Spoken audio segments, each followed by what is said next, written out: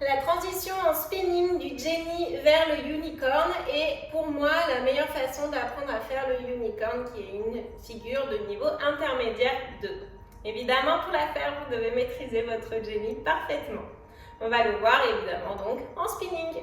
Veillez à avoir échauffé correctement les jambes et à avoir fait un stretch suffisant des ischios et des épaules avant de faire cette transition et le unicorn. Première chose que l'on va voir, c'est quel bras, quel genou finit sur la pole. Quand tu fais ton Jenny à droite, tu vas avoir ta jambe gauche en bas. À ce compte-là, si ma jambe gauche et le genou crocheté sur la fin, ce sera mon coude droit qui sera sur la pole et ma jambe droite qui sera stretchée. Épaule gauche stretchée aussi.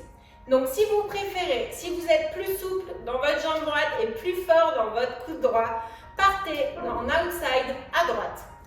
Si c'est l'inverse, donc que vous voulez votre coude gauche, votre genou droit, même si vous allez bien évidemment le faire des deux côtés pour le premier test, et jambe gauche stretchée, vous partirez dans un Jenny à gauche. Pour ma part, ce sera à droite. Donc on se place dans son outside. Ici, je me repousse et je vais placer mon genou un peu haut dans mon Jenny en poussant mes fesses. Ensuite, je remonte mon buste, mes deux mains restent au milieu de mes deux genoux. Je tends ma jambe du haut, je décale les fesses. Je peux remonter mon bras du bas pour me permettre de me crocheter le coude au milieu. Je peux rester ici. Comme vous le voyez, mes fesses sont éloignées de la pole. Je fais un angle, triangle, rectangle. Étape suivante, veillez bien à serrer votre genou, poussez vos fesses en arrière. Remonte ta main, crochette le coude au niveau de l'épaule.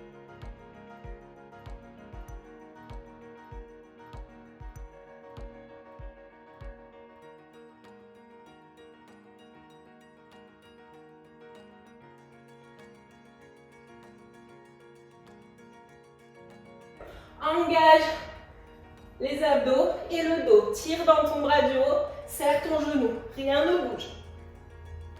Je décale ma jambe et je m'assois.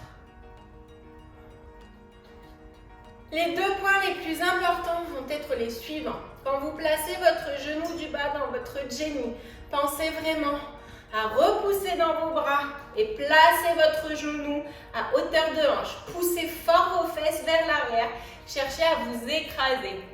Deuxième point important, quand je remonte le buste, la main du bas, dans un premier temps, placez-la haute pour vous permettre de placer correctement votre coude. Ce coude est placé au niveau de l'épaule. Si vous le placez trop bas, au moment où vous allez tirer votre jambe, forcément, tout votre corps va s'affaisser vers le bas. Donc au niveau de l'épaule.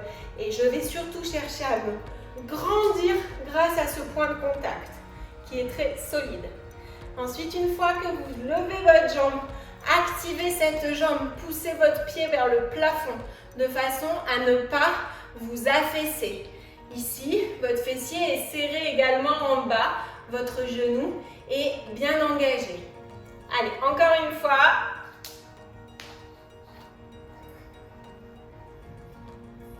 Garde tes mains en dessous des genoux, pousse.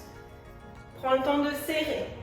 Tends, remonte le buste, remonte la main du bas, t'en serre, grandis, pousse les fesses en arrière et monte.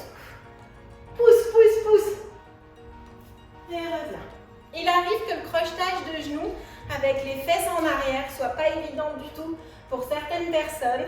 Souvent, quand vous êtes crocheté, vous êtes ici. Au moment où vous enlevez la jambe, vous avez le genou qui descend et vous vous retrouvez collé à la pole. Donc ça, c'est dans votre Jenny. Mettez-le le plus haut possible de façon à avoir une accroche correcte et contractez fort au niveau des adducteurs et des fessiers de façon à maintenir la posture et les fesses suffisamment éloignées. À votre tour.